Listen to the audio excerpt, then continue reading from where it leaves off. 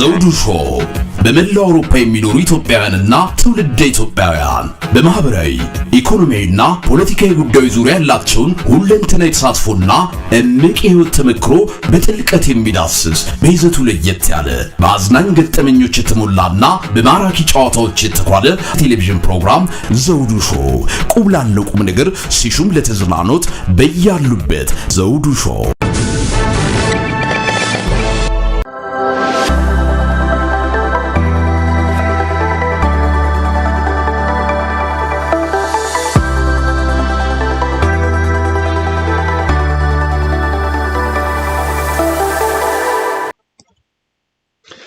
ሰላም ጤና ይስጥልን ክቡራን ተመልካቾቻችንና አድማጮቻችን፣ ዘውዱ መንግስቴ ነኝ ከዚህ ከአገር እንግሊዝ። የዝግጅት ክፍላችን ከእናንተ ክቡራን ተመልካች አድማጮቻችን ጋር የምናደርገውን የቀጥታ ዝግጅት አሁን ጀምረናል።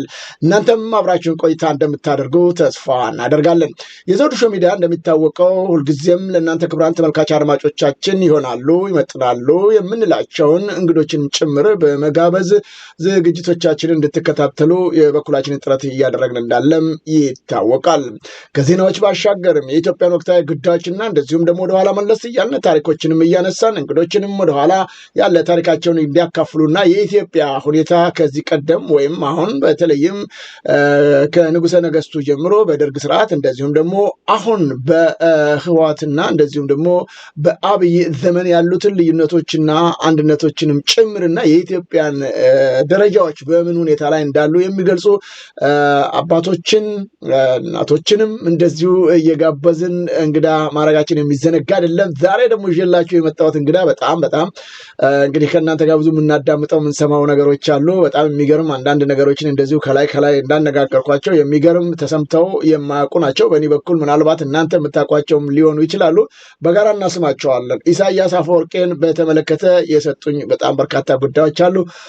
ከኢሳያስ አፈወርቄ ጋር ደግሞ በጣም የቅርብ የስጋ ዝምድና ናቸው። የኢሳያስ አፈወርቄ እናት የእሳቸው አክስት ናቸው። እንግዲህ እስቲ ምንድን ነው ያለው የዘር ሀረጋቸውና አንዳንዶች ብዙዎች የሚገልጹት አለ። የኤርትራው ፕሬዝዳንት ኢሳያስ አፈወርቄ ኤርትራዊ አይደለም፣ በጣም ትንሽ ነው ያላቸው ከኤርትራ በጣም 75% ያህል ከኢትዮጵያ ነው ያላቸው የሚለው ነገር እንግዲህ ትንሽ ዛሬ በግልጽ የሚብራራ ይሆናል። ይህንንም በተመለከተ የማቀርባቸውን ጥያቄዎች እናንተም በቅጡ ትከታተላላችሁ። ምናልባትም የተለዩ ሀሳቦች ካሉ ወደፊት እንግዲህ ከእናንተ የሚነሱ ካለ በሌላ ጊዜ ደግሞ በድጋሚ እንደዚሁ የምናቀርብ ይሆናል ማለት ነው። በሌላም በኩል ተመልካች አድማጮቻችን በጣም ገራሚ ጉዳይ ደግሞ የኢትዮጵያንና የትግራይን ጉዳይ ለመበተን በተለይም የትግራይን ሕዝብ ጭምር ችግርና መከራ ውስጥ ለመክተት የተቋቋመ ተልኮ የተቀበለ ነው። ህወሓት ማለት በፍጹም ለኢትዮጵያም ሆነ ለትግራይ ሕዝብ ጠንቅ የሆነ ተልኮ ከሌላ የመጣ ነው። እነዚህ ሰዎች መስራቾቹ በፍጹም ኢትዮጵያኖችን የሚወክሉ አይደለም ይላሉ። በተጓዳኝም እነዚህ ሰዎች ትግራይ አይደሉም በሚል ወይም ከትግራይ ውጪ ከሌላው ማህበረሰብ ወይም ከሌላው ብሔርም የተዋለዱ ናቸው በማጭበረርና በማታለል የትግራይን ህዝብ ለዛሬ መከራና ስቃይ ዳረጉ ናቸው እነዚህ የህወሓት መሪዎች በሚል መለስ ዜናዊን ጭምር ሳይቀር የዘረዘሩበት ጉዳይ አለ። እሱንም በዝርዝር ከሳቸው እንሰማለን ማለት ነው። በሚገርም ሁኔታ ከዚህ ውጭም የጠቅላይ ሚኒስትር መለስ ዜናዊ ያሳዝናል በጣም የኢትዮጵያው ንጉሠ ነገስት የነበሩት አጼ ዮሐንስ በኢትዮጵያ ጉዳይ ላይ አንገታቸውን እንደሰጡ ይታወቃል። ይህ የኢትዮጵያው ንጉሠ ነገስት የአጼ ዮሐንስ አንገት አሁን የሚገኘው ካርቱም ነው። ይህን በተመለከተ ብዙ ጊዜ የሚያነሳዋቸው አሉ። ለምንድን ነው የንጉሠ ነገስታችን አንገት ተቆርጦ እዛ የሚቀመጠው ሙዚየም ውስጥ? ይሄ ለእኛ ውርደትና ሞት ነው። ሐውልቶችን እንኳን ስናመጣ ለምንድን ነው ማምጣት ያልተቻለው የሚል ጥያቄ ማንሳት የሚዘነጋ አይደለም። ከዚህ ቀደም ግን ይህ የጠቅላይ ሚኒስትር መለስ ዜናዊ ሚኒስትሮች ሁሉ ዛሬ መረጃውን ይሰጡናል። ምክንያቱም በቀጥታ ሱዳን ድረስ በመጓዝ የዛሬ እንግዳችን ከአልበሽር ጋር በመነጋገር ይህንን የንጉሠ ነገስት አጼ ዮሐንስን አንገት ወደ ኢትዮጵያ እንዲመለስ በሱዳን በኩል ጥረት ቢደረግም ኢትዮጵያ አልቀበልም ማለቷን በተመለከተ እና በሌሎችም ጉዳይ በጣም ዛሬ በእውነቱ በጣም በርካታ መረጃዎች ነው እንግዲህ የምናካፍላችሁ። አብራችሁን ቆዩ፣ እንወያያለን፣ እንነጋገራለን፣ በጣም ብዙ መረጃዎችን እናካፍላለን። ኢትዮጵያን ለዚህ መከራ የዳረጉት ኢትዮጵያኖችን ተልኮ ተቀብለው ነው የሚሉት ነገር ደግሞ በጣም ነው የከነከነኝ። እውነትም ምክንያትና ተልኮ አለው እንጂ ዛሬ 51 ዓመቱን ነው እንግዲህ ህወሓት ስልጣን ላይ ከወጣ 51ኛ ዓመቱን ይዟል። ግን ዛሬም በትግራይ ውስጥ ጦርነት እንዲቀጥል የሚደረግ እንቅስቃሴ እየተስተዋለ ነው እና ያለው።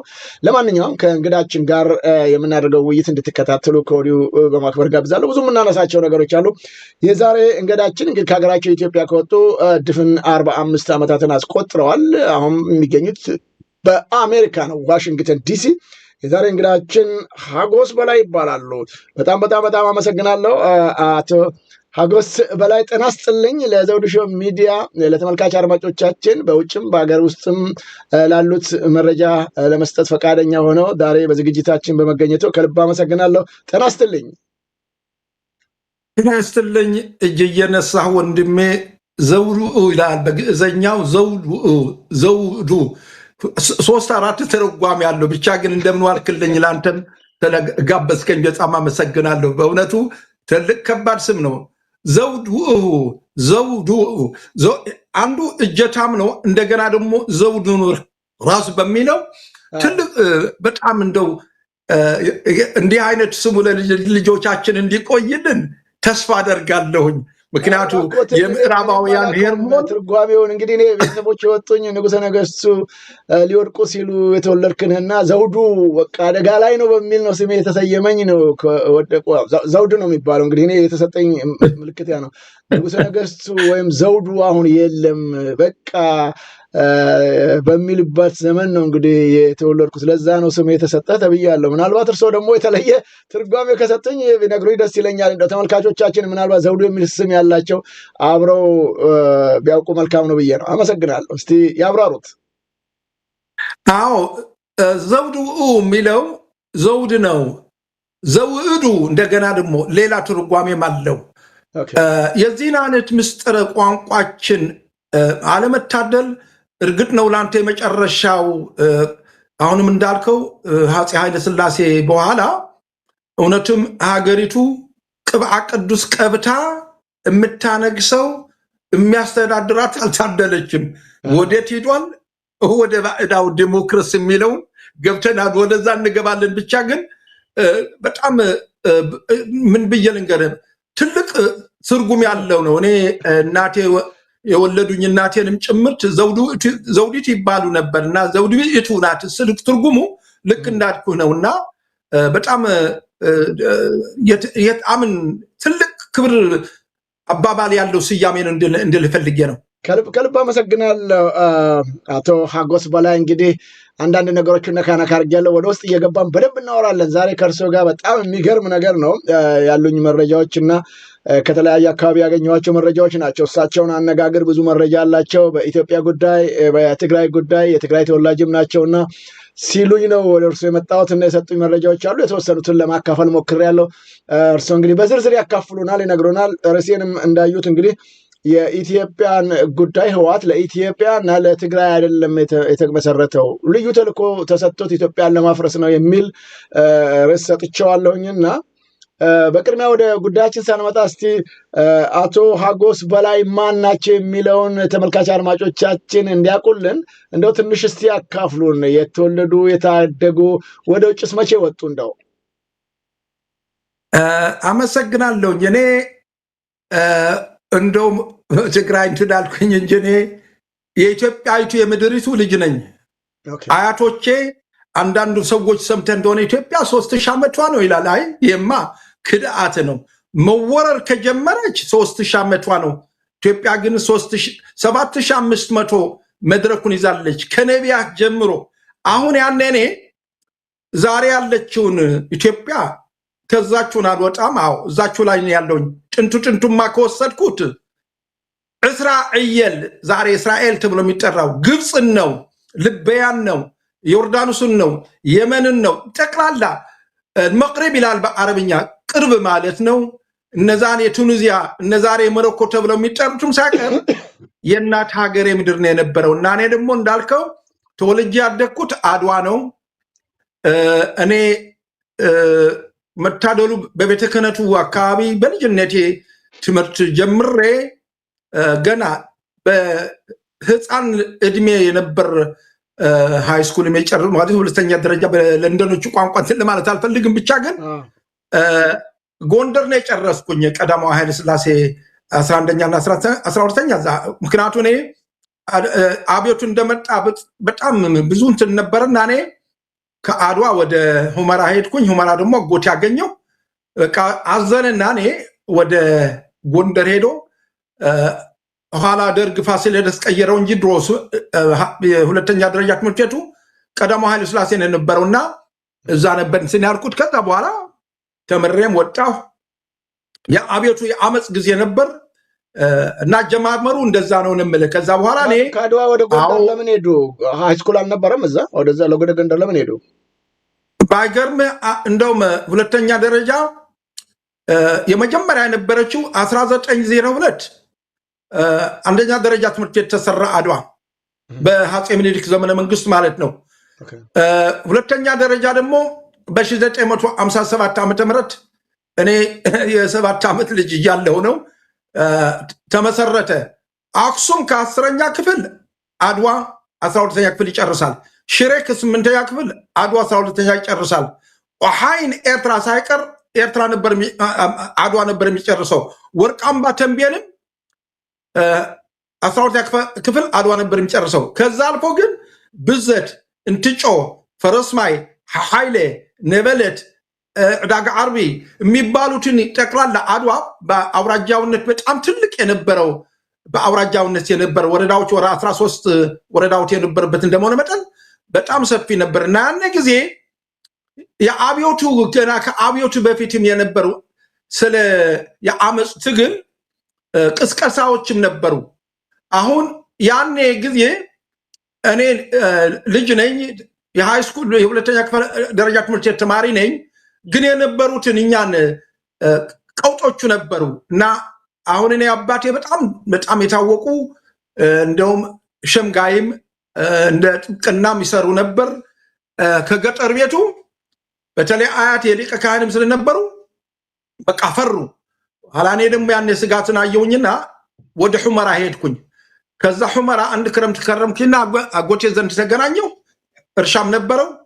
በልከ ልጆች ጋር ጎንደር ልካለሁ እዛ ሄደ እንድትማር ብሎኝ እዛ ሄድኩኝ።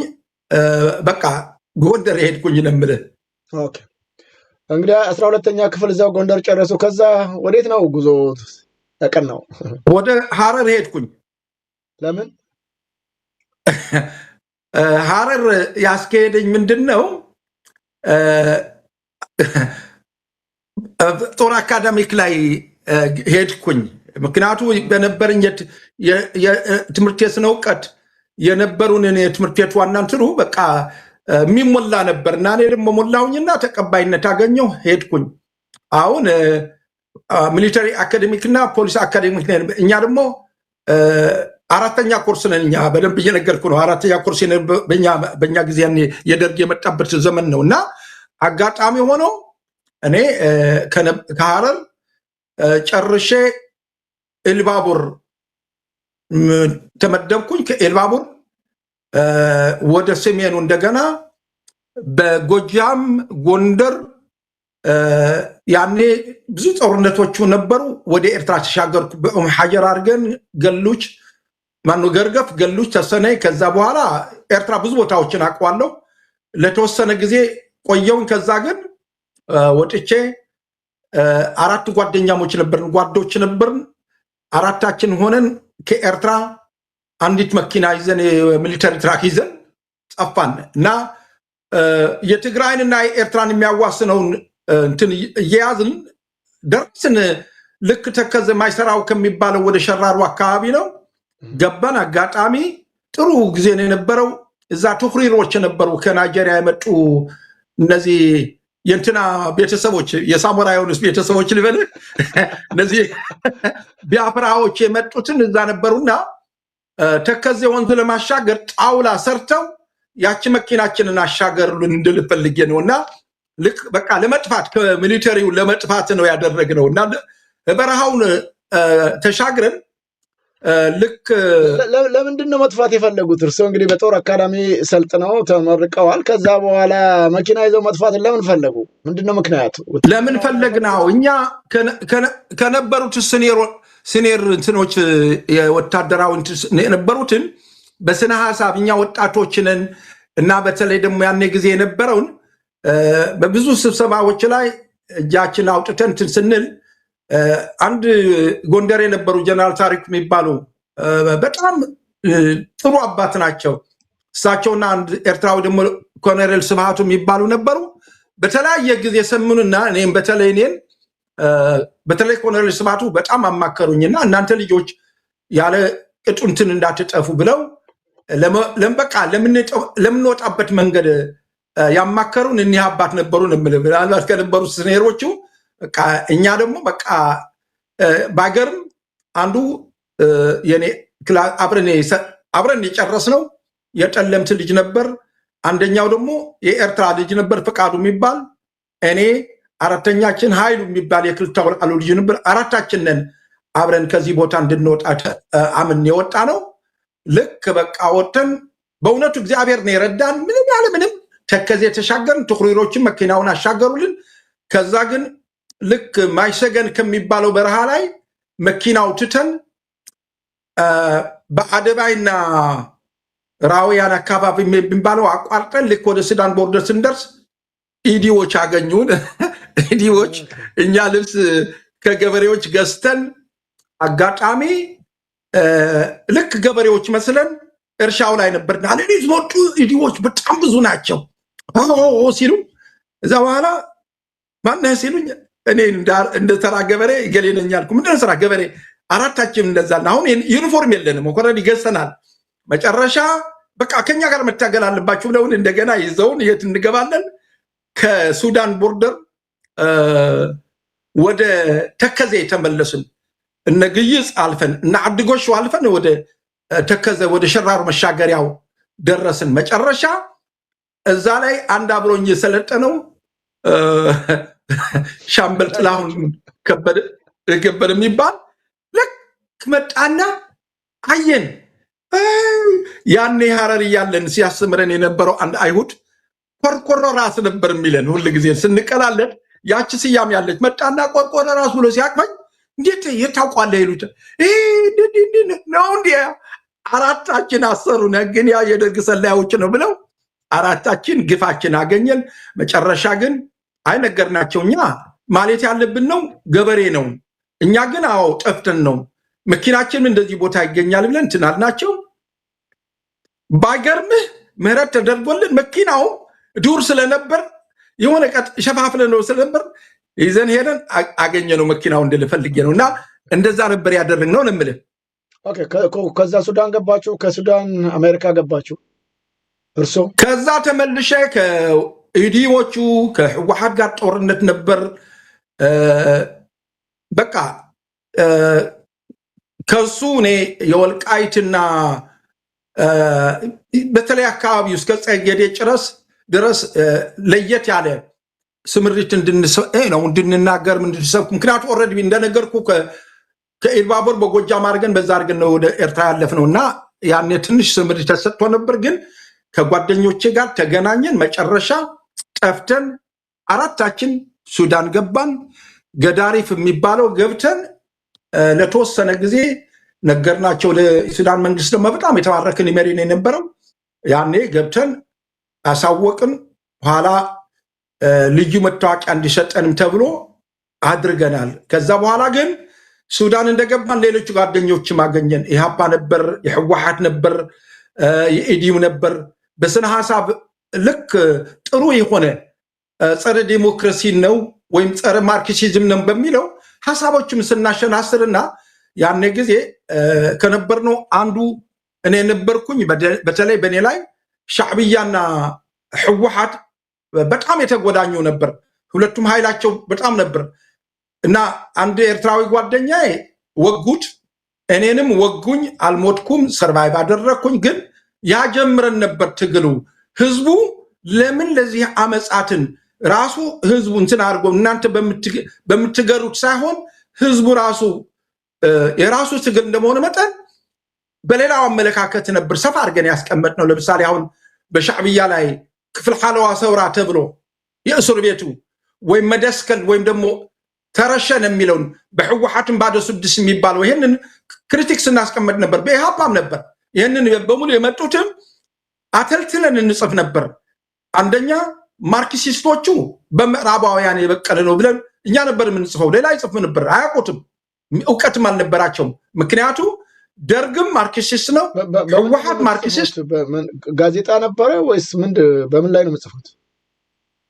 እንጽፍና እንትን በታይፕራይተር አድርገው እንትን የሚያደርጉልን ነበሩ የምንከፍላቸው። ከዛ በኋላ ኮፒ አድርገን እንደ ፓምፍሌት ነገር እንበትነው ነበር። ቅድም አሁን ብለውኝ ነበር። ማን ነው የወጋችሁ? ለምንድን ነው የወጓችሁ? በጩቤ ነው? በምንድን ነው መውጋት ማለት? አዎ እኔ ማንም ጓደኞቼ አሁን እኔ ኦልሬዲ ኮማንድ ነበረኝና እኔን ለመግደል አመጧቸው። እነዛ ጓደኞችም አንድ ሙስሊም ነበር ጓደኛችን ካርቱም ላይ ምግብ ለመብላት ብለን ጀማል ይባላል ሲታጠብ እነዛ ተልከው የመጡት መልክ አሳይቷቸዋል። በጩቤ ወጉት፣ እዛ ሞተ እሱ። ኋላ እኛ ያኔ ጊዜ አልተወጋንም። ቆይተን ግን እኔ ከዛ ከካርቱም ሂጄ ፖርሰናል ላይ ልክ ሴራ ወጡ፣ እኔንም ተወጋሁ። ያኔ ወጋኝንም አልደቀኩትም። አምን በራሱ ጩቤ ወግቸው ሁለታችን ፖሊሶች ይዞንም ከእስር ቤት ሆስፒታል ወሰዱን። ከዛ እስር ቤቱ ታሰርን። ማን ያውጣን? ኋላ ለዳኞቹ በደንብ በሚያሳምነው እኔ ነገርኳቸው። እኔ እሱ ወንድሜ ነው፣ አያቀኝ አላቀውም፣ ግን ወንድማማቾች ነን። እኔን እንዲገደል የመጣ በተልእኮ ነው ብዬ ለዳኞች ስነግራቸው ቅራዋት ይባላሉ ዳኞቹ። ተገረሙና በቃ ነፃ አሉን። እዛ እኔም ወጣሁ፣ እሱም ወጣ። እህቱ ከኪዎች መጣ። እግዚአብሔር ይስጣት። ማን ነው የላከው እርሶን? እንዲወጋ ህወሓት ነው ሻዕቢያ ነው ማን ነው? ህወሓት ሁለቱ አንድ ናቸው። ግን ያኔ የነበረው ያሲን የሚባል የኤርትራ የሻዕብያ ካድሬ የነበረውና የህወሓት ደግሞ እንድሪያስ ምሸት ባይገርም አንዲት ያጎቴ ልጅ ያገባ ነው፣ ኤርፎርስ የነበረ ነው ድሮ። እሱ የላከው ነው። ያስታውሳለሁ፣ በደንብ አልረሳኝም። አሁንም ሲያትል ያለው መሰለኝ ፋኑስ ነበሩ። እኔ አርፌ አላቅም፣ እጽፋለሁ። ጸረ ማርክሲዝም ጸረ ዴሞክራሲ በሚለው በደንብ እንጽፋለን። አሁን የእኛ ጽሁፍ ደግሞ በጣም የረቀቀ ነበር። ያኔ እየረቀቀ ብዙ ጓደኛሞችን እናፈራ ነበር። የእኛ እንትን ለነሱ ኦልሬዲ ከረከራቸውና እኛን የምንሞቱበትና የምንገደልበት ተፈጠረ። እዛ በኋላ ከእስር ቤቱ ወጣሁኝ። አሁንም እረፍት አላገኘሁም። በጣም እንትን ያሉኛል እና እኔ አሁን ምድንበት ፔትሮሊየም ሪሰርቸርስ የሚባል ካምፓኒ ነበር ወደ ዳርፎር እንትን የሚል አንድ ጓደኛ ኤርትራዊ ነበር። እሱ እኔና እሱ ሆነን ስራ አገኘን። አሁን በቃ አንድ ቦታ እንዳንኖር ነው ያ ሁላ መከራ። ግን ወጥተን መጨረሻ የት ያሳስሩኛል? መደን የሚባል ቦታ እንደገና ተከታትለው አሳሰሩኝ። ማን ያውጣኝ?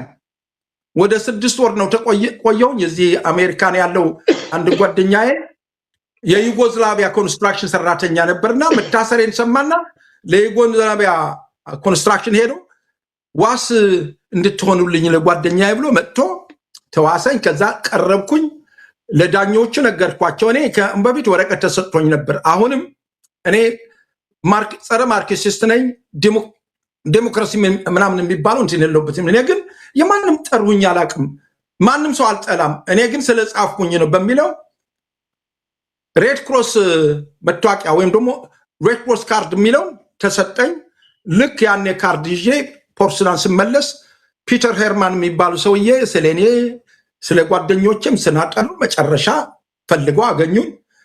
ምንም ህልሙን አልነበረኝም እና አዩ መጥተው ሁዝ ወድ በላይ ይላቸዋል። ሂዝ ራይት ሄር ሲሏቸው መጡና አዩ ወድ በላይ ይሉኛል። የሳያም አይ እንዳናገር ፈልጌ እሺ በዚህ አይነት መስሪያ ቤት አትልኛልና ትመጣለህ? ጓደኞችም አሉኝ። አዎ ይዛቸው እንድመጣ ተባልኩኝ። አሁን ወድ ሰራዊት የሚባለው ጓደኛ ኤርትራዊው ነገርኩት።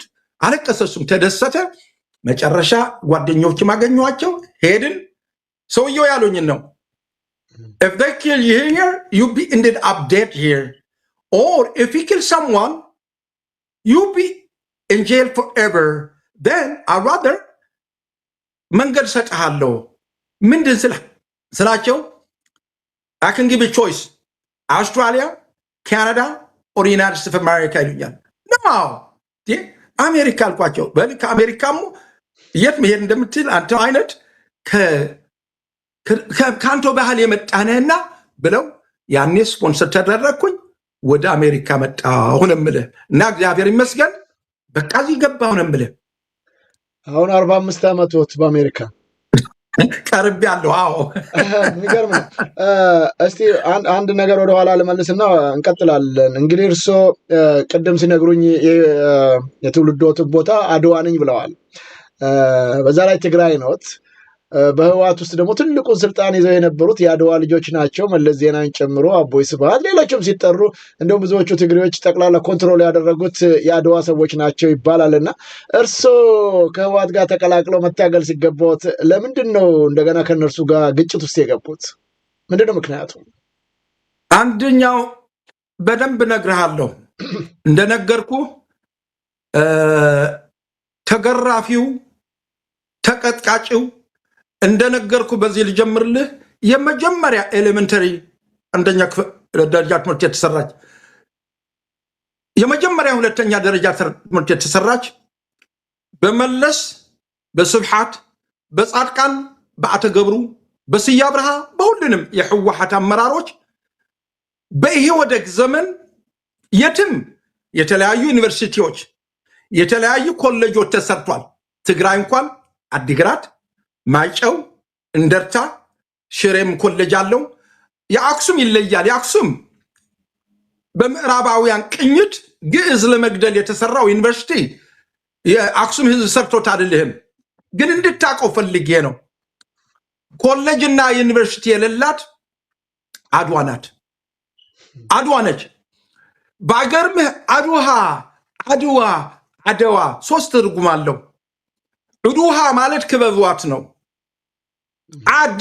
ሳድስ ከሆነች ደግሞ አድዋ መንደር ሆኑ ማለት ነው። መንደር ከሆነ ግን ከተስዓተ ቅዱሳን ወደ አክሱም የገቡት 460 ዓመተ ምህረት ከልደተ ክርስቶስ በኋላ የአክሱም ምድር የነበሩትን መካከለኛው ምስራቅ ብለን የምንጠራው በአውሮፓውያን እንደተወረረ ተስዓተ ቅዱሳን ወደ ትግራይ ወደ ኢትዮጵያ መጡ። የገቡባትን የት ናት?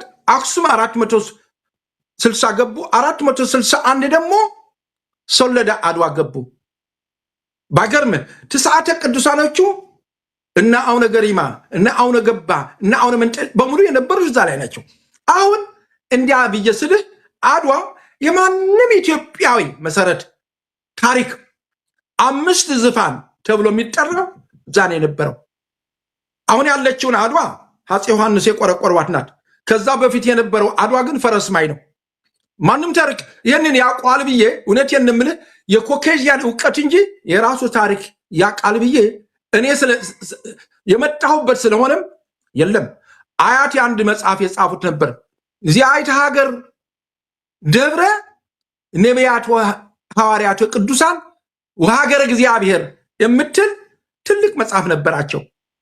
በዳኞች ሲወረኔ የ8ኛ የ7ኛ ክፍል ተማሪ ነበርኩኝ ይመስለኛል። እና ያ ደብር ሐረር ያለው፣ ወለጋ ያለው፣ ጎሄ እጃም ያለው፣ ጎንደር ያለው፣ ወሎ ያለው የጥንቱ ምድር ነው። እንደሌላው ዝም ብዬ ከዚህ እኔ እኮ አማራ ነኝ እኮ ከዚህ ነኝ በጣም ያሳዝነኛል። ወደዚህ ውድቀት የወደቅ ነው። ከዚህ ፈለጉን እንድታየው ፈልጌ ነውና ምንድነው እኔ አድዋ ልክ እንድትጠፋ በተለይ በምዕራባውያን ትግራይ እንድትጠፋ እቅድ የተቀበለበትን በአብራርቼ ብነግርህ አታምነኝም። ጀብሃ በአረብኛ ነው። ፔትሮ ዶላር ሜምበርስ ናቸው ያወጡት። ግብፅ ነበር የምትገራው። ጀብሃ አመፅ ማለት ነው። ተሕሪር ይላል ለነፃነት። ግብፅ ላይ የተመሰረተው በማን ጀመረ? በሰሜንኛው ያለው ደጋማው ክርስቲያን ህዝብ አማኙ አብዛኛው ኤርትራ ተብሎ የተሰየመው እዛ ተጀመረ። ቀጥሎ ሻዕብያ ህዝባዊ ማለት ነው። ሻዕብያ ጀብሃቱ ሻዕብየት ኤርትሪያ ይላል በአረብኛ። አመፅ የህዝባዊ የኤርትራውያን ይላል። ይየት እሱም ደግሞ ሲን ትምህርት ቤት ኢሳያስን ተመለመለና ከጀብሃ ጋር እንዲጎናኝ ተደርጎ ያደረጉት ማናቸው? ፔትሮ ሜምበርስ እንደ ዛሬ አይሆንና ኢራቅ ሶሪያም ነበሩ። እንደውም አብዛኞቹ ኤርትራውያን ጓደኞች የነበሩትን በበረሃ ሱዳን የተገናኘው ሶሪያ ብሬን ተምሬ መጣሁ፣ ሶሪያ ዶሽካ ተምሬ መጣ የሚሉ ነበሩ። ኢራቅ ተምረን መጣን ይሉ ነበር። ለምንድን ነው የአመፁ በህዝብ እዚህ ላይ እንዲካሄድ ተደረገ? ሌላ ኢሃፓ ሚስተር ዊሊያም ደንት ይባላሉ። በወሎ ትምህርት ቤት ብርሃነ መስቀል ረዳ አሲምባ ላይ ሲመሰረት የት ነው? ትግራይ። ታህት አረጋው በርሄ ነው መጀመሪያ መስራቹ። ሚስተር ሮልፊጌት ይባላሉ። አረጋው በርሄን መጀመሪያ የመለመሉት ጸረ የአማራ ገዢዎች የሚለው እኔ ሌላ ግንዛቤ አለኝ። አማራ ገዢ ኑሮ አያውቅም። ምንቴት ነው ማነው? አፄ ኃይለ ሥላሴ አፄ ምኒልክ ወይ ደርጋውያን አልነበሩ። ግን ፖለቲካ ለማነሻሻ የተጠቀሙበት ታክቲካል በዚህ ላይ ተጀመረ። አሁን እነ ስብሐት አቦይ ስብሐት 94 ዓመታቸው ነው። አሁን አሮጌ ሰውዬ ናቸው። አንዲትን እውነቴን ነው የምልህ ለአድዋ አድርጓል የሚለኝ ካለ ሰው እኔ ውሸታም ነኝ። ይልቁንስ አድዋ ብትስትናችን አወጣል እንድታቀው ፈልጌ ነው። አድዋ ጨርቃ ጨርቅ ተብሎ የተሰራ ነበር። የአቶ ስብሐትና ቤተሰባቸው ነው። አልመዳ የሚባለው እርሻ የነበረው ከገበሬው ጠምቶ የራሱ የጥጥ ፋብሪካ አደረገው። ጨርቃ ጨርቅ ገራም ይባላል። ሰፊ ምድር ነው። 15 ትናንሽ ቁሸቶቹን 15 ያላነሱ እዛር ሰው ሲኖርበት የነበረ ነው። በሙሉ ነገር አለው ስማቸው። በወንዝ ሞላና አደገኛ ነው። ያ ደግሞ ከአዲ አቡን በላይ ነው። ያ እንደውም እድለኞችንን እንኳን ሻዕብያ ላፈረሰው ያ ቢፈርስ ያን ግድብ ማይጓጓ አዲ አቡን እንዳስላሴ መድሃን እንዳለ አጣጥቦት ነው የሚሄደው። ይገርምሃል። ለምን እንደዚህ መሰረታል ብዬም አቅርቤ ነበር። ኋላ ስለሚያቆኝም ሊያስፈራሩኝ መክረው ነበር ካድሬዎች። ግን እጅን ታክል መስላች ተሰማኝም። ሂጄ ግን እነግራችኋለሁ ወንዝ ለአምን ግድብ ለመገደብ ጉሩንጉራ ከሚባለው ከአድዋ ማይምድማር ከሚባለው ታች ወርዶ እዛ ተገድቦ በፓይፕ መምጣት ይገባው ነበር። አቀማመጡ ግን አደገኛ ነበር። በማን የሆነው? ስብሐት ነጋ። ስብሐት ነጋ አድዋ ነው እንዴ? አዎ ተወልዷል። ግን ሻንቅላም ትውልድ አላቸው። ለምን ሻንቅላ ተወልደው አልልም።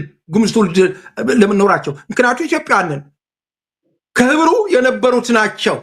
ግን አድዋ ላይ ዋዕሮ የምትባል ስያሜ የሚሰጧት አለች። አንዲት እናት ናቸው። ወይዘሮ ሰመነ ይባላሉ።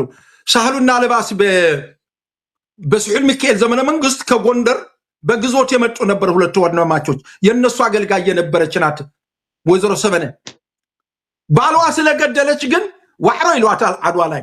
በጣም ይገርማል እኮ የእሷ ልጆች ደግሞ እኔን በጣም የተወሰኑ መለስና ስብሐትም ነግሬ አለው። በጋሽ ዜናዊ እናቱ ለነጋ ይህታቸው ልጅ ናቸው አደርባዕተ። እንደገና ደግሞ የነመለስም እንዲሁ የደካማንትን የራስ ስዩም እናት የት ናቸው? ጎጃም ናቸው። ራስ ስዩም ማለት የራስ መንገሻ ዮሐንስ ልጅ ናቸው። አሁን ጎጃምን ሄደው አግብተው እኒህ የጎጃም ሴት አገልጋዮች ይዘው መጡ። ማን ነበር? ተሰማ ይባላሉ። ተሰማ ማለት የመለስና የስዬ አብርሃ የቀድሞ አያት ናቸው። ለምን ተወለዱ አልልም፣ ለምን መጡ አልልህም። የነሱ ግን የተሳሰረ ነበራቸው፣ በጣም የተሳሰረ። ወይዘሮ ሃይማኖት እናስረስ፣ ወይዘሮ ሃይማኖት ማለት የስዬ አብርሃ አያት ናቸው። ወይዘሮ ሃይማኖት አዝማች በላይ ፋንታን አግብተው አልጋነሽን ወለዱ። አልጋነሽ ደግሞ ተንቤን ሄደው ስዬ አብርሃ ወይም ደግሞ ሊላይ ይባላል የጥንቱ ስሙ፣ ሊላይ ተወለደ። እየነገርኩ ነው። መለስ ደግሞ ለገሰ ነው የድሮ ስሙ። የእሱ አባት ጋሽ ዜናዊ የአስረስ ልጅ ናቸው። አስረስ ደግሞ ተሰማ ነባታ ተሰማ የቡልቴ ልጅ ናቸው። ቡልቴ ደግሞ የጋቦና ልጅ ናቸው። ለምን ተወለዱ አይደለም አባቶቻችን ናቸው በሙሉ። ግን ተንኮሉ ተሰርቶ የነበረው ልክ እንደዛ ነው። ማን ነው ለአመፁ ብቻ የስዬ አብርሃ ዘራረግና የመለስ ዘራረግ ከጎጃምም አለ ነው የሚሉት። አዎ ያጎትና ያክስ ልጆች ናቸው እኮ እየነገርኩ። የወይዘሮ ሃይማኖትና የአስረስ አባት ተሰማ ይባላሉ። ዳንግሌ ጎጃም ናቸው። ራስዩም የልዑል መንገሻ አባት እናታቸው ጎጃም ናቸው፣ ዳንግሌ ናቸው። ትግርኛ እኮ አይችሉ ነበር። ትግራይ እየገዙ ትግርኛ በደንብ አይችሉ ነበር እየነገርኩ። አባቴ ሕፃን ሁሉ ያውቋቸዋል።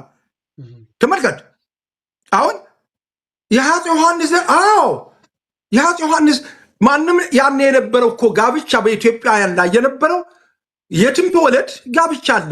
ለምን እንደዚህ ሆነ አይደለም የምል ያለው የነበረው ሐረገ ስምሪቱ ግን እነማን ናቸው? ማን ያበቀላቸው?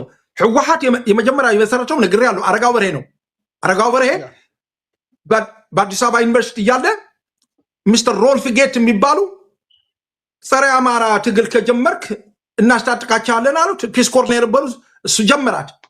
አረጋው በርሄ ነው የጀመራት። አረጋ በጓደኞችን አንጣ ተባለ። ፋንታሁን የግደይ ዘራጽን የድሮ ስም ነው። አባይ ፀሐዬ አምሃ የድሮ ስም ነው። ስዩም መስፍን አምባያ ነበር የድሮ ስሙ። አበበ ተሰማ የሚባሉ ነበሩ። ኃይሉ መንገሻ ደግሞ አሁን ሲያትል ያለው እነዚህ ነበር አረጋው በርሄን ያመጣቸው። ማህበር ገስገስ ትግራይ መሰረቱ ያሉት አሜሪካ ነው። የት ሀገር ዜጋ ነው? አሜሪካዊ የነገርኩ ዶክተር አረጋዊ በርሄ ማለት ነው። በአሁኑ ሰዓት እንግዲህ መስራች እሳቸው ናቸው። እርግጥ ነው ህወሓት ሲመሰረት ለምንድን ነው አማራን እንዲጠፋ እነዚህ ሰዎች የተመለመሉት? እንግዲህ ኢንጂነር ጊዳይንም ጠቅሰዋልና ለምንድን ነው ጓደኞችን አምጣ ብለው ያለመሏቸው? እርምት ወንድሜ ዘውድዬ አንደኛ ነገር ትንበል አማራ ብቻ ሳይሆን ኢትዮጵያዊ ለማጥፋት ያቺ ቅርሰ ኢትዮጵያን ለማጥፋት የተሰጣቸው በምዕራባውያን ማን ነበር ማርክሲስቶቹ? ደርግ ከንታኪና ሜሪላንድን የሰለጠኑት ኢፒአርፒ ዊልያም ደንስ ነግሬያለሁ። እና ሶቪየት ከወደቀ በኋላ ማርክሲስት አለ እንዴ? ማርክሲስት ለማጥፋት ሲጥሩ የነበሩት ምዕራባውያን ናቸው። ዴሞክራሲ ነው፣ የጸረ ዴሞክራሲ ነኝ። ዴሞክራሲ መጥፋት አለበት ከምታገል ብዬ አንድ እስካሁን እንኳን እኔ ባንተን የምታቀርባቸው ሰዎች ትላልቆች እሰማለሁ። ዴሞክራሲያዊ ስርዓት ለመመስረት ምንድን ነው ዴሞክራሲ? ዴሞክራሲ እኮ ገዳይ ነው። ዴሞክራሲ እኮ ወራሪ ነው። ዴሞክራሲ ስፓርታኒክ ግሪካውያን የመጀመሪያ ባርነት ባለቤቶች የሆኑት ስፓርታንስ ናቸው፣ ግሪካውያን ናቸው። የእኛ ግን 10 ትእዛዛት ቴን ኮማንድመንት ሲሉታል እነሱ። ህገ ሙሴ የነበርን እኛ ያለ ማጥፋት ነው። አሁን በአገርህ ላይ እያየው ያለው አማራ ነህ፣ ኦሮሞ ነህ፣ ትግራይ ነህ፣ ገሌ ነህ እየተባለ ጠንቁ ተፈጥሮ ያለው በዴሞክራሲያዊ የምዕራባውያን ዘመቻ ወረራ ነው። ልነግርህ ነው። ደርጎች ሲመጡ ኢትዮጵያን ለማጥፋት ትግሬንም ያው ትግሬም ለነፃ አውጪ በሚል ሲያነ ግን ኢትዮጵያን ለማጥፋት የተቋቋሙ ናቸው። ይሄም የአሜሪካ እጅ ያለበት ነው እያሉኝ ነው ያሉት። አሁን በደንብ ነው። ለምንድን ነው አሁን ከፕሮስፔሪቲ ጋር እያሰራ ያለው? አንደኛ ሃይማኖት የላቸውም በሙሉ አይተ እንደሆነ ከደርጎቹ ጀምረህ የኢትዮጵያዊ ስነ እምነት፣ የኢትዮጵያዊ ስነ ባህል፣ የኢትዮጵያዊ ህግ የሚከተሉ አይደሉም። እኔ ፐርሰናል እሱም እየነገርኩ ነው። እኔ እሱ እንትን ፒኤችዲ ያገኘበትን ቪዲዮ አለኝ። እንደውም እዚህ ይዞት መጥቶ አለ መጽሐፍ የህወሓት ብሎ ስለጻፈ ያረጋው በርሄ እኔ ጋር ይመጣና ዚያርፍ ነበር ከኔ ጋር። ወንድሜም ነው፣ ቅርብ ስጋ ዘመድ አለን። ምን መሰለ እኔ ነግረው ነበር። እንደው መጨረሻ ስለየው ከሱ ስለይ ኑዛዜ ወርደህ ካልጻፍ እኔ ካንተ ጋር አልሄድም ነው ያልኩት። እኔ በህወሓት ጊዜ በባዶ 6 የሚባለውን አድሃሪ መስፍን ወዘተ ፊውዳል እያልክ ስትጨፈጭፈው የነበረው ኑዛዜ ካልወጣህ ብዬ ስለው በቃ ደነገጠ። ተለያየን። አሁን ምን የምዕራባውያን እጀት አለበት ነግሬያለሁ። እሳት ቴሌቪዥን ሲመሰረት እዚህ ምዕራብ አሜሪካ ነው ብያለሁ። 850 ሳውዝ ፒኬት ነፍሱን ይማረውን በጋሽ ሙልጌታ ሉሌ ይህንን በሙሉ ኦሮ አማራ ተብሎ ሲጀመር እውነቱን ኦሮ አማራ ንገረኝ። ወደዛ በኋላ እንመለሳለን። በጣም ወደኋላ እንመለስበታለን። በጣም የሚገርም ነው። እነዚህ አሜሪካኖች እንግዲህ ማነው ዶክተር አረጋዊ በርሄን ኢንጂነር ግዳይን እና ሌሎችንም ጠርተው ጓደኞችን አምጣ ብለው ከዛ በኋላ ተልኮ ሰጧቸው ነው የሚሉኝ። ይሄ ተልኮን ለምንድን ነው እንደ ኢትዮጵያዊነት እነሱ አይሰማቸውም? እንደ ሀገራቸውን ጉዳይ አደጋ ውስጥ እንዲወድቅ እያወቁ በተለይም ከተወለዱበት ከትግራይ ማህበረሰብ ላይ እንዲህ አይነት አደጋ እንደሚመጣ እየታወቀ ፈቃደኝነታቸው ከምን አኳያ ነው? ምን ልዩ ጥቅም ነበረ ወይስ የተሰጣቸው የተገባላቸው ቃል ነበረ? በምን ምክንያት ነው እንደዚህ አይነት ክህደት ውስጥ የገቡት ይላሉ ታዲያ? ውሻ እንደ ቀጭው ፈረስ እንደ ገሪው ይሉ አያቶቻችን። ፈረስ ሱግዳውን ነው፣ ግልቢያውን ነው፣ ቡርካውን ነው። በደንብ አንተ ከገረኸው ያንተ ግር ይሆናል። ውሻም ኃይለኛ ውሻ ቀጥተው እንግዳ መጥቶ ሲል ለተኛ ካልቆ ብሎ ይተኛል።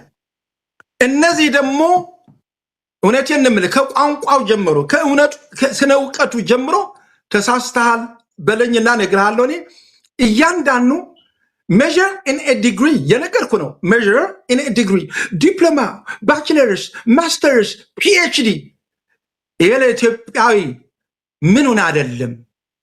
በተለይ ለአያቶቼ አሁን እያያት ነው ሀገሪቱን ለማጥፋት ብዙ ኤጀንቶች ኢንተል ኤጀንት ብዙ ሰዎች ሰምተሃል።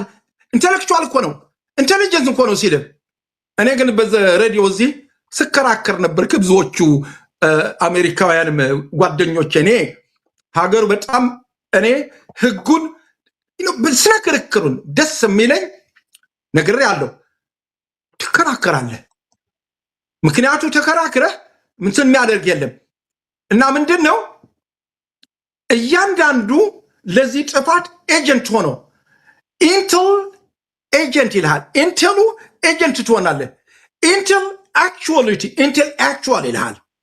በእነዚህ መሳሪያ ወንድምህ እንድትገድል፣ ታሪክህ እንድታጠፋ፣ ሃይማኖትህ እንድታጠፋ፣ ህግህ እንደነገርኩ ቴን ኮማንድመንትስ 10 ትእዛዛተ ነቢያትና ለማንም ሃይማኖት፣ ለማንም ክብረሰብ፣ ለማንም ሰው የሚሆን ህግ ነው። ዲሞክራሲ ግን ድንጋጌ ነው፣ የገዢዎቹ ነው። ክብረሰብ የለውም፣ ይወርሃል። ዲሞክራሲ ታሪክ ለመፈተሽ አይፈለግም። የነ አረጋው በርህ ምን ይገድናልና ደርጎች ሲመጡ እምቢ ያለ ሰው ጥይት ያጉርሰው ይልሃል። እንግዲህ ወንድምን በጥይት ሊያጎርሰው እምቢ ያለ ሰው ታጎርሷል እንዴ? በሻዕብያ ሄድ ናአዋሽ በለው ይላል። ናአዋሽ በለው ተመልከት። ምን ማለት በገዛ ወንድሙን ወሽ ያው አህያ እንደ ናአዋሽ በለው ወሽ ልክ እንደ ፈረስና አህያ ናአዋሽ በለው ይላል። ዘፈን አለው ወንድ ትኩን የሚባለው። የወያኔ ደግሞ ድርዕን ሕምሽሽ ቁርምም ይላል። ማንን ነው? የማን ጠበንጃ ነው? ማን እየሞተ ነው? ማን እየተገደለ ነው? በዚህ ላይ አንድ ሙቀት አለኝ የሚልም ካለ ነፍሰ ገዳይ እንጂ እኔ ነግሬያለሁ። አቶ ገብሩ አስራት በጣም ይባረኩና እኔ ከመስሪያ ቤታቸው ላይ በ94 በፈረንጆቹ አቆጣጠር ሄድኩኝና ተጋዳ ላይ የሚለው በግዕዘኛ ሌላ ትርጉም አለው። ገድላት የሚል ከገድል የመጣ ነው። ከነቢያት ጀምሮ ቅዱሳንና ሐዋርያት ገለ ነቢያት፣ ገለ ሐዋርያት፣ ገለ ጻድቃናት ይባላል። በዘመኑ ግን ጠመንጃ የያዘ ተጋዳ ላይ ወይም ገድል ይባላል። ተቃላሲ ወይም ታጋይ አመፀኛ ማለት ስድብ እኮ አይደለም። አልገዛም ብሎ ማመፁ እንትን የለውም። ግን አመፁ ወገን በመግደል መሆን የለበትም። እኔ ነግሬያለሁ ካሁን በፊት ሬዲዮ በነበረበት ጊዜ ጠላት፣ ተቃዋሚ፣ ተቃራኒ፣ ተፎካካሪ አትበሉ፣ ነውር ነው። የስነ ሐሳብ ተወዳዳሪ እንሁንላቸው ነበር። ከኛ እችን ሰረቁና ፕሮስፐሪቲ ወይም ደግሞ ኦህዴድ እችን ምን ቀየራት መሰለ? በቃ ተፈካካሪ እኮ አለ። በትግርኛ ደግሞ ተናሐናሐ እኮ አለ ይላል። ይኸውልህ በጣም ይገርማል እኮ። የምፈካከርበት ምክንያት ምን አለኝ ንገረኝ እስኪ። የትም ትወለድ ቋንቋም ባልስማማ የአንድ የእናት ልጅ የነበር ነው። ወላድ መሃን ሆና ሀገር መሃን እየሆነች ነው። ሀገር መሃን እየሆነች ነው። በምን የውጭ ባዕዳን መሰሪ ደላይ የገንዘብ የነዋት ሀብት ነገ ትቶት የሚሄድ እኮ ነው። ሟች እኮ ነው። ለሚሞተው ወገኑን በልቶ ወገኑን ያጋድለው አታይም እንዴ? ሳሞራውን ነግሬያለሁ። ሳሞራውንስ ፈረጃና እንጀራው ናቸው። አያውንስ ሽረ ተወለዱ። ሳሞራም እዛ ተወለደ። ምንም ችግር የለውም። ታዲያ ግን ወገኑን ለማባላት አምሃራ ነህ፣ ትግሬ ነህ፣ እገሌ ነህ። እኔ ልጆቼ ባሌ ከተወለዱ ልጆቼ የአካባቢ ቋንቋ ተናጋሪ ነው የሚሆኑት። ነግሬያለሁ። ቅድም እንዳልኩ ከናይጄሪያ እንዴት ተወለዱ? ናይጄሪያ እያሉኝ ነው ያሉት። የነገር አያቱ ፈረጃ ይባላሉ። አያቱ አባቱ እንኳን የቀድሞ አያቱ እኮ አይደለም አያቱ። በቅርብ ጊዜ እኔ ተናግሬ ነበር በተለያየው እንትኖችና ሳሞራ የውንስ ፈረጃ ከወልቃይት መዘጋ ወልቃይት ጎብለል የሚባል በረሃ አለ። እነዚህ ትኩሪሮች የሚኖሩበት አካባቢ ነው። አንዲት የወልቃይት ሴት የብላታውን ልጅ ወደ አክሱም ይዳራሉ። አክሱም ግራዝማች ገብረ አምላክ የሚባሉ ያገቧቸዋል። በንጉሥ ኃይለ ሥላሴ ዘመን ነው። ኋላ ከነዛ ናይጄሪያዎች ባሪያ ተብለው ተሰጣቸው መጡ። እኒ የአክሱም አባት ግን አይ እኔ ባርነት አልፈልግም ወደ የፈለጉበት ሲሏቸው እሺ።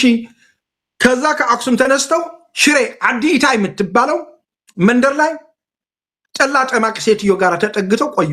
እኒ ጠላ ጠማቂ ለመዷቸው፣ አረገዙ። ማን ተወለደ? ዮኑስ አደጉ። ሰለክለካና ውቅሮ አደጉ።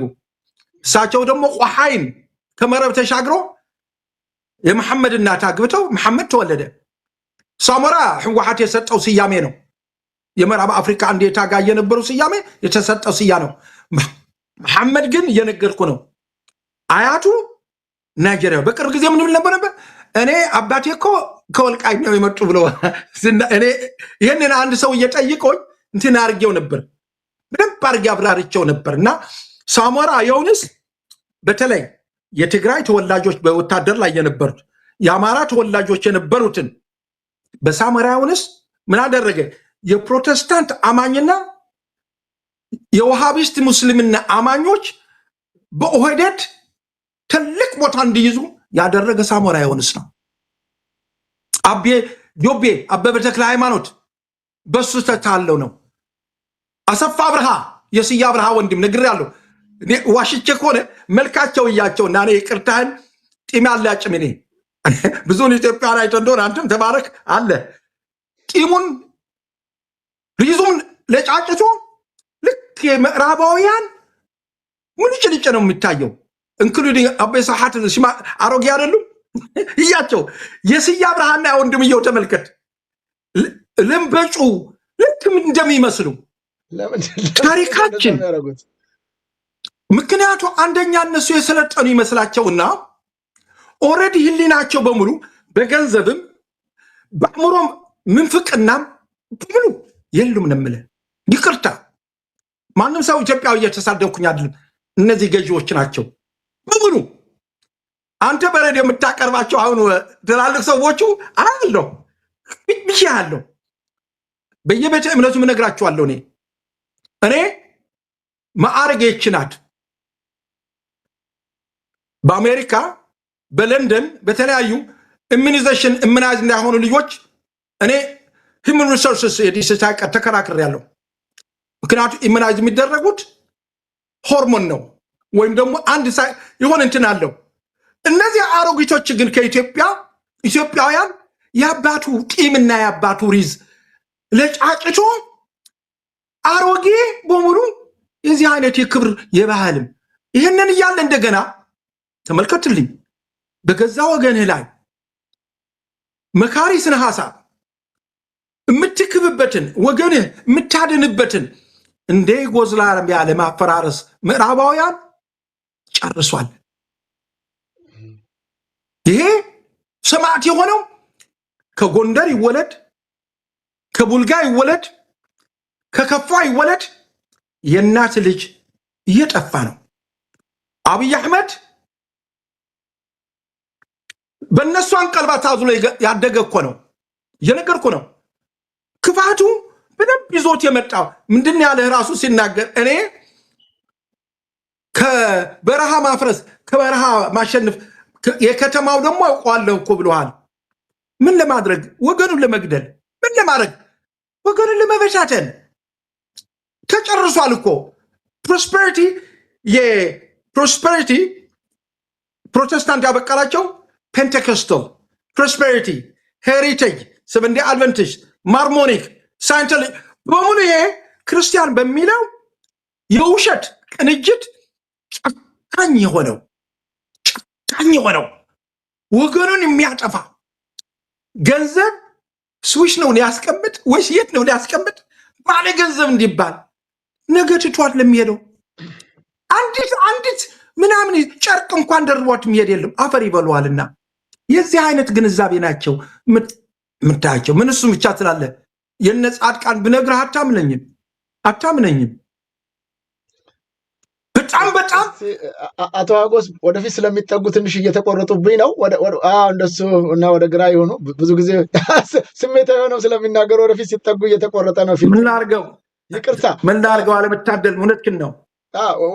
ወደ እስቲ አሁንም ወደ ኋላ ልመልሶት ወደ እነዚህ ወደ የህወሓት መስራቾች ወደ ሆኑት እኔ በአጋጣሚ ኢንጂነር ግደይን አነጋግሬያቸዋለሁ። ከህወሓት እንዴት እንደወጡ ጭምር ሳይቀር የደረሰባቸውን በደልና ግፍ ገልጸዋል። እሳቸው ነበሩ ምክትል ሊቀመንበር ነበሩት። ዶክተር አረጋዊ በርሄ ደግሞ ሰብሳቢ ነበሩ። ግን በነ መለስ በኩል በአቦይ ስብሃት የተደረሰባቸው ተጽዕኖና እንደውም ሊገሏቸው ሲባል ጥለው እንደወጡ ነው የገለጹልኝና ዓላማቸው ላይ ባለመስማማታቸው ማለት ነው በኢትዮጵያ ጉዳይ ወይም ደግሞ ይህንን የኢትዮጵያን መጥፋት ካለመሻት ትግራይም ቢሆን ከኢትዮጵያ መነጠል እንደሌለባትና መሰል ጉዳዮችን በማንሳታቸው አለመግባባት እንደተፈጸመ ነው የገለጹልኝና በዛ ምክንያት እንደውም ሊገሏቸው ሲሉ መውጣታቸውን ገልጸውልኛል። እርሶ ደግሞ አሁን የሚሉት እንደው መጀመሪያውንም ሲቋቋሙ ራሱ ኢትዮጵያን ለማጥፋት ትግራይንም ጭምር ለማጥፋት የተቋቋመ ተቋም ነው።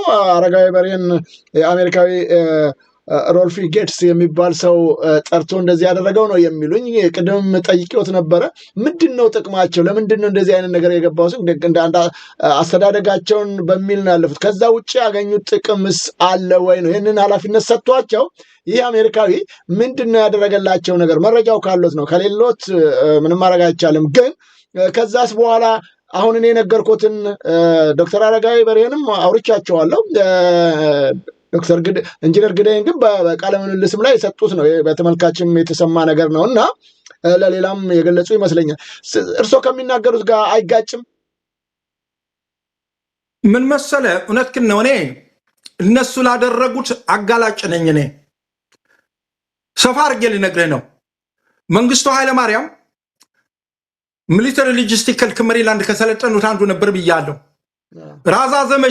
ራዛ ዘመቻ ጎንደር፣ ጎጃም፣ ወሎ፣ ላስታ፣ ትግራይ ወደ ሰሜኑ አባላን። ማን? መንግስቱ ኃይለማርያም። ቀይ ሽብርና ነጭ ሽብር ጎጃም፣ ጎንደር፣ ወሎ፣ ላስታ፣ ትግራይና ሰሜን ሸዋ አረዱን።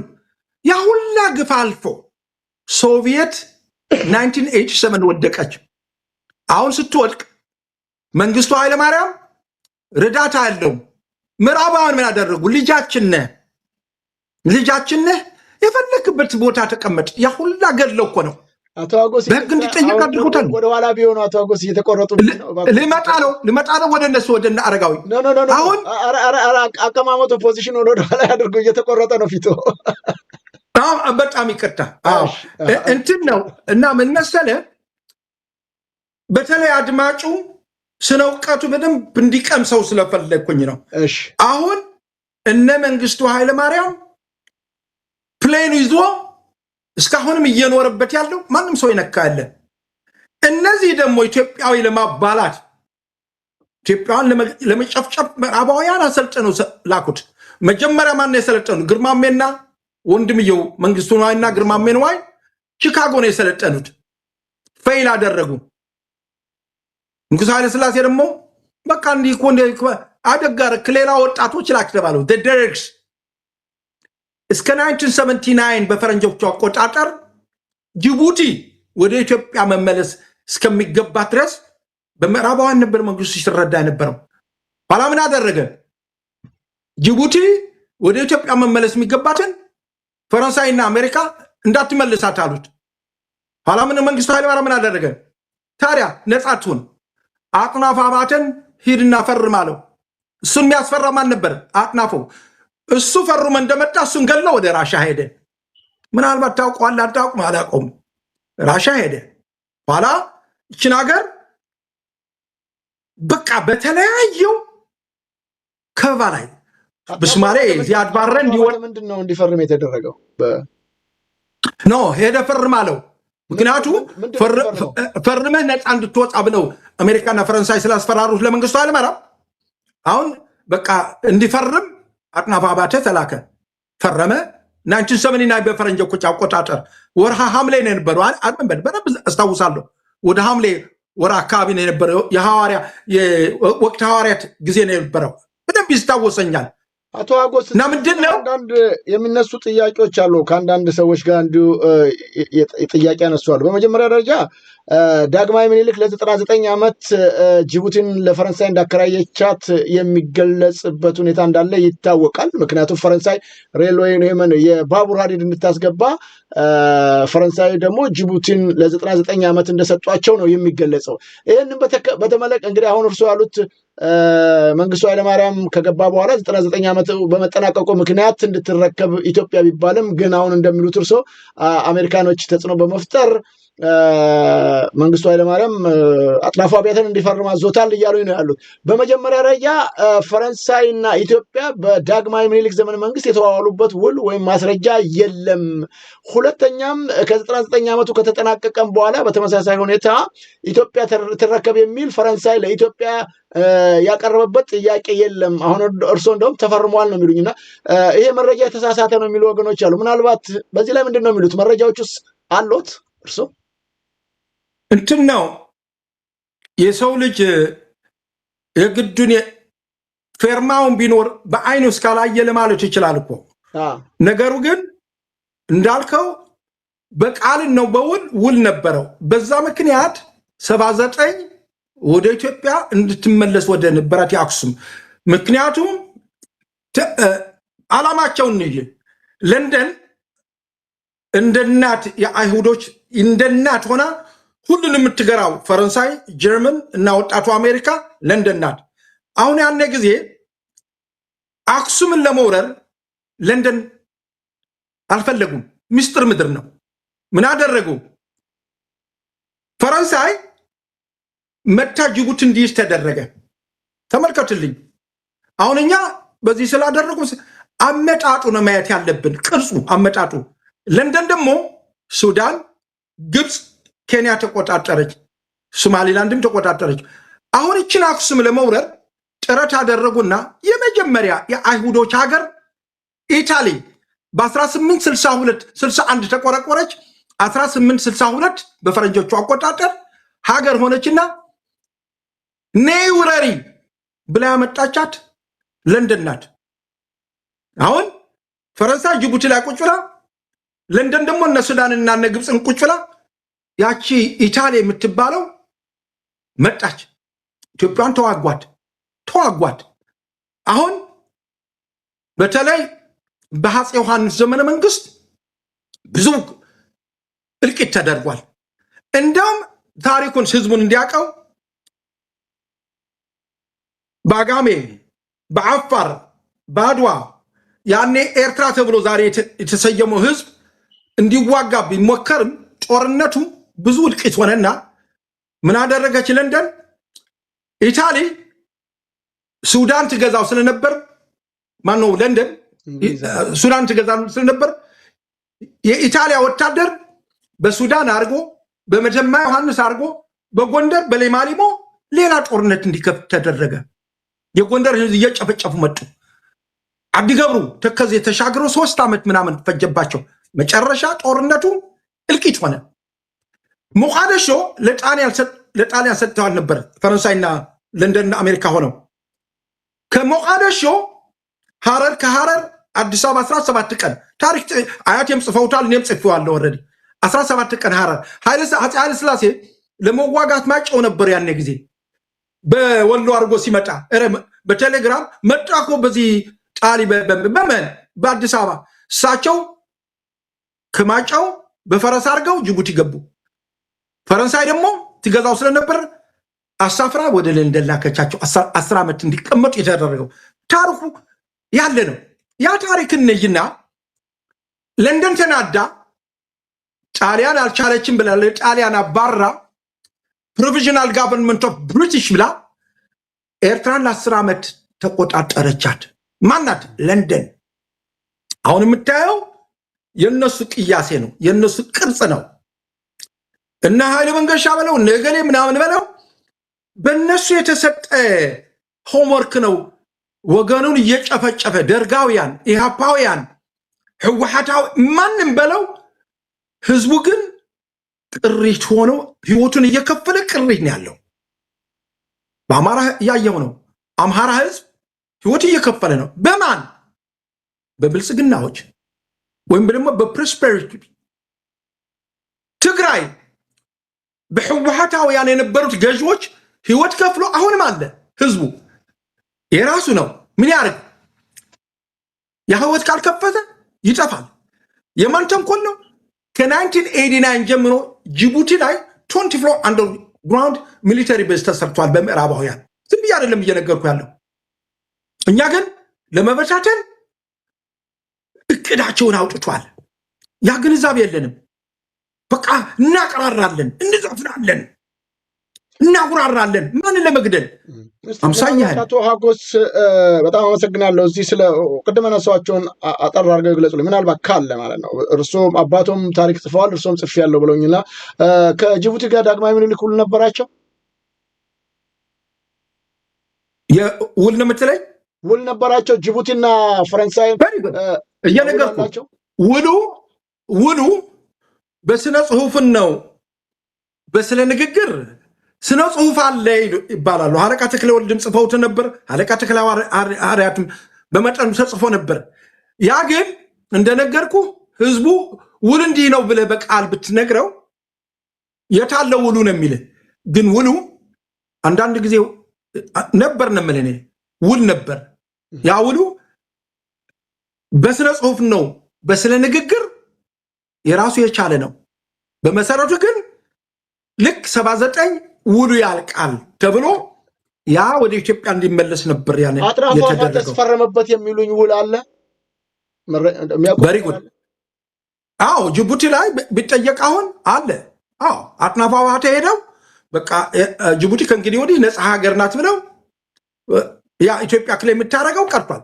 አዎ ምናልባት እንግዲህ ተመልካች አድማጮቻችን ይህንን አሁን የምንወያይበትን ነገር መረጃ ያላችሁ ለዘውዱ ሾው እንደው ምናልባት ብታካፍሉን መልካም ነው። ምናልባት ውሉ ካለ፣ ምክንያቱም አንዳንድ ነገሮችን ወይም ጥናት ለማድረግ ሞክሬ ነበር ያገኘሁት ነገር ስለሌለኝ ነው። አንደኛ የዳግማዊ ምኒልክ ከጅቡቲ ጋር የተዋዋሉት ውል፣ ሁለተኛ አሁን አጼ ማናቸው አቶ ሀጎስ በላይ እንደተናገሩት አጥናፉ አባተ ተመልሶ ውሉን ማጽደቁ ነው። ኢንዲፔንደንት ሆነ ራሷን ችላ እንደ ሀገር እንድትቆጠር የተደረገበት በ1969 በኢትዮጵያ አቆጣጠር ይመስለኛል። ሶማሌ በተወረደበት እንግዲህ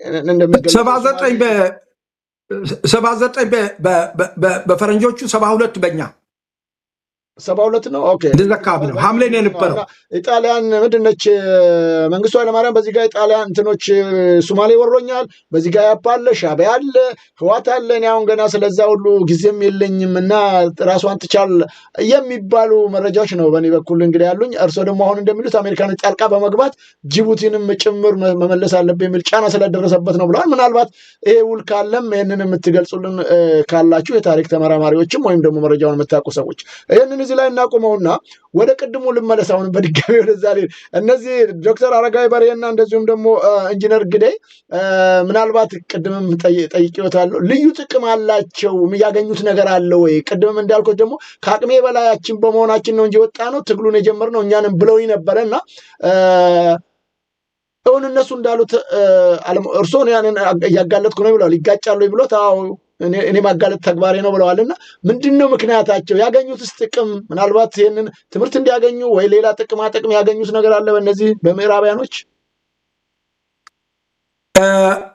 አረጋዊና ፋንታሁን ወይም ደግሞ ግደይ ዘርአጽዮን ሁለቱንም የተለያየ እንትን አላቸው። እኔ በደንብ እንዳየዋቸው አረጋዊ ዲፕ የሆነ የጥቅም ሰው ነው አንደኛ። ሁለተኛ ደግሞ ልክ እንደ መዥገር ተለጣፊ። ግደይ ዘርአጽዮን በነፃ የሆነው እንትን ትግል ነው ብሎ የጀመረው ከአረጋዊ ጋር አላዛምደውም። ለምን መሰለ? አረጋዊ ያቺ መጽሐፍ ፒኤችዲ ለማግኘት ብሎ የህወሓት ታሪክ ጽፎ ለሰውየው ሰጣቸውና ሄግ ላይ ነው እና ምን አላቸው? Mr. Aragawi, everything what you wrote is about TPLF history. የቲፒኤልኤፍ history ነው የጻፍከው። ሪሰርች አድርገህ አንድ ነገር ግን ያገኘው ነገር የለም፣ ያመጣው የለም። ፒኤችዲ አያሰጥህም ነበር፣ ግን እስከፈለከው ድረስ that's okay I can approve it ብለው ሰውየው እየተናገሩ ቪዲዮ አለኝ ከኔ ጋራ። አዎ በጣም ነው ያሳዘነኝ። ምክንያቱም ምን መሰለህ በጥቅም ላይ ተመርገው ያሉት ገንዘብ እያልኩ እኮ ነው። የገንዘብ የማቴሪያል የክብርህ የባህልህ የእምነትህ ክብርህ በኢትዮጵያ ውስጥ ፍትሐ ነገሥት አውደ ነገሥትና ክብረ ነገሥት ይነበር። አሁን አንዳንዶች በነወያኔዎችና በኢህአፓዎች የነገሥታት ክብር ይላል። በጣም ያሳዝነኛል።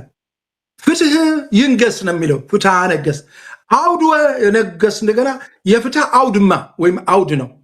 ክብሮ ይንገስ ድማ ክብር ለማንኛውም ክብረ ሰብ ይንገስ የሚል ኢትዮጵያን የነበራት ያ 1993 በፈረንጆቹ አቆጣጠር በምዕራባውያን ተቃኝቶ አብዮታዊ ዲሞክራሲ እንዲቀደድ ተደርጓል። አሁን እነ አረጋዊና እነዚህ የምትለኝም ደግሞ እኔ የየራሳቸው የአቅም የመጠቀምም ወይም ደግሞ የአቅም በገሩ ወይም ደግሞ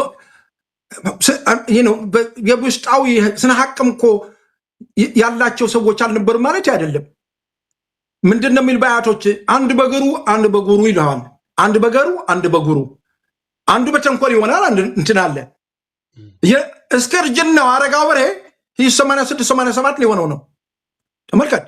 ይሄ አሮጌ ሰውዬ በጣም ለትውልድ የምታስረክበው ወገንህ የሚድንበትን ወገን የሚባለው ትርጉምን ያውቋል። ይህንን እንደመሆናቸው ግደይ ዘርአጽዮን እና እሱ አንድ አይነት ነበሩ ብዬ አላስቀምጥም። ይህን የራሴ እንትን አለ። ይልቁንስ የገለጹልኝ ነገር አለ አቶ አጎስ። በተለይም የፒኤችዲ ዲዘርቴሽኑን በሰሩበት ጊዜ ዶክተር አረጋዊ በርሄ ስለ ህወሓት ነው ያወራው እንጂ ስለ ሪሰርችህ አጥጋቢ አይደለም፣ ተገቢ አይደለም፣ ግን እስካመንክበት ልስጥህ ያለው ብለዋል። አንደኛ ይሄ መረጃ እንዴት እርሶ ጋር ሊገባ? በድምፅ የተቀረጸ ነው? በቪዲዮ ነው? ይሄ መረጃ እርሶ ጋር እንዴት ሊደርስ ይቻላል? እንዴት አወቁት? ይሄ ማለቱን ቬሪ ጉድ። አንደኛ እንደነገርኩ ታንድ ትግራይ አላያንስ ፎር ናሽናል ዲሞክራሲ የሚለውን እኔን በ96 መጨረሻ ከኢትዮጵያ እንደመጣ ፈለጉና ወድ በላይ ይህንን ያክል እውቀት አለው እና የኛ አባል ይሁንና ሱዳን ያሉትንም የተፈቱንን እዛ ላይ ግንኙነትም እንዲያደርግልን ብለው እኔን ስናደረጉኝና ከአረጋዊ ጋር እቤቱ ሄግ ላይ ሆላንድ እቤቱን የማርፈው እዚህም ሲመጣ ቤቴ ነው የሚያርፈው። አጋጣሚ ያቺ ቪዲዮ የተሰጠችውን ይዘዋት ይመጣልና ለኛ አላዚ ረስቷት ይሄዳል። ከኔ ጋር ትልቅ ቪዲዮ የነበረው እና ሆን መጽሐፉም ያቺ የጻፋት መጽሐፍም ሰጠኝ። አሁን ኤግዛክትሊ ምንድነው ኢህአፓ እንዲህ አድርገን ገረፍናት፣ ኢዲዩ እንዲህ አድርገን ፈረግናት፣ ዲገል እንዲህ ያኔ የህወሓት ያደረገው ራሱ እንደውም በታሪክ ያስጠይቀው ነበር እኮ ነው እኔ የምልህ ታሪክ ጽፎ ያ ታሪክ ግን በኢሃፓ ላይ የገደልካቸው በኢዲዩ ላይ በጠራና ፊት ላይ የገደልካቸው የማን ልጆች ናቸው በምንድን ነው የገደልካቸው ተብሎ በታሪክ በህግ ቢጠየቅ ያሳስርም ነበር ግን ወደዛ እድል አላገኘንም እንዴ እና እንደነገርኩ ቪዲዮ ከኔ ጋር አለ ድሮ የነበረው ትልቅ ቪዲዮ ቴፕ ነው ያለን እሱን እንድፈልጌ ነው አመሰግናለሁ እንግዲህ የተወሰነ ነገር ለማጥራት ሞክረዋል ከዛ በኋላ ያሉትንስ አቦይ ስብሃትም ቀጥለውበታል እንግዲህ ዶክተር አረጋይና መስራቾቹ የሆኑት ኢንጂነር ግደይ ያው በተለያየ ምክንያት እንግዲህ ወጥተዋል ከዛ በኋላ ያሉትስ እንዳልኩት ያደዋ ሰዎች ናቸው እርሶ ደግሞ ጭራሽ ወደ ሌላም ቦታ ወስደዋቸዋል ወደ እንግዲህ የጉሙዝ ወይም ደግሞ የቤኒሻንጉል የዘር ሐረግ እንዳላቸው አሁን እየገለጹልኝ ነው የሚገኙት ራሱ አቦይ ስብሃት ልክ ነኝ እንዳልሳሳት ምናልባት ትክክል ነህ እየነገርኩ እኔ አሁን ለምን ከዛ ተወለዱ አይደለም እነዚህ ሰዎች ግን አባትየው የአቦይ ስብሃት አባት ሽምባሽ ነው የነበሩ ጣሊያን ወሮ እንደመጣ በታሪክም ካስቀምጥልህ ከበለ የመለስ አያትም አስረሱ ልክ አድዋ አፄ ኃይለ ሥላሴ ማን ነው አፄ ዮሐንስ ከአድዋ መቀሌ ከመቀሌ ጎንደር ደብረታቦር ገቡ አሁን የመቀሌው በልጅልጃቸው የራስ መንገሻ ዮሐንስ ልጅ ራስ ህፃን ሆነው መቀሌ እንዲሄዱ ተደረገ አሁን እንደነገርኩ ትግርኛ ተለማማጅ ናቸው ግን እናታቸው ከጎጃም የመጡ ናቸው ብያለሁ አሁን የአድዋ አሽከሮች ከነበሩት የተሰማ ልጆች አስረስና እንደውም በየና አልሄዱም የተሰማ ልጆች አስረሳልኝ ማለት ነው ወይዘሮ ሃይማኖት ተክሉና በየነ ናቸው 3 ወንዶችና 1 ሴት አሁን ልክ ወይዘሮ ሃይማኖት አድዋ ባላገቡ በላይ ፋንታ ስቴዲየም ይባል የመለስ አያት ማለት ናቸው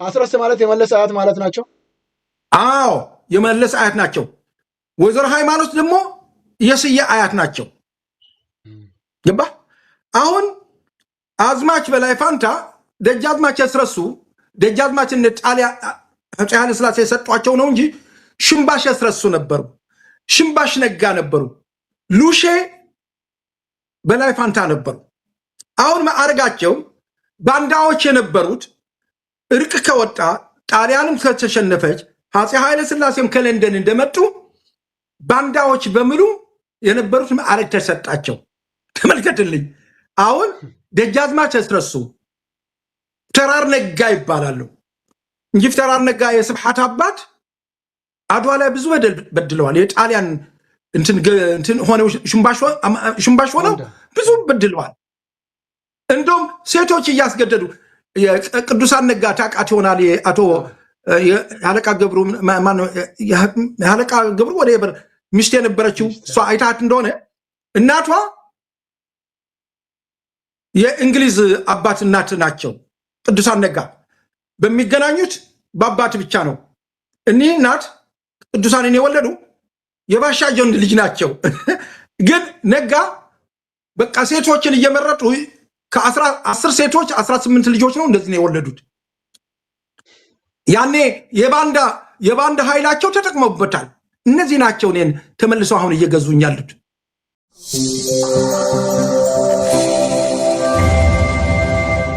ዘውዱ ሾው በመላው አውሮፓ የሚኖሩ ኢትዮጵያውያንና ትውልደ ኢትዮጵያውያን በማህበራዊ ኢኮኖሚያዊና ፖለቲካዊ ጉዳዮች ዙሪያ ያላቸውን ሁለንተናዊ ተሳትፎና እምቅ የህይወት ተመክሮ በጥልቀት የሚዳስስ በይዘቱ ለየት ያለ በአዝናኝ ገጠመኞች የተሞላና በማራኪ ጨዋታዎች የተኳለ ቴሌቪዥን ፕሮግራም ዘውዱ ሾው ቁም ላለው ቁም ነገር ሲሹም ለተዝናኖት በያሉበት ዘውዱ ሾው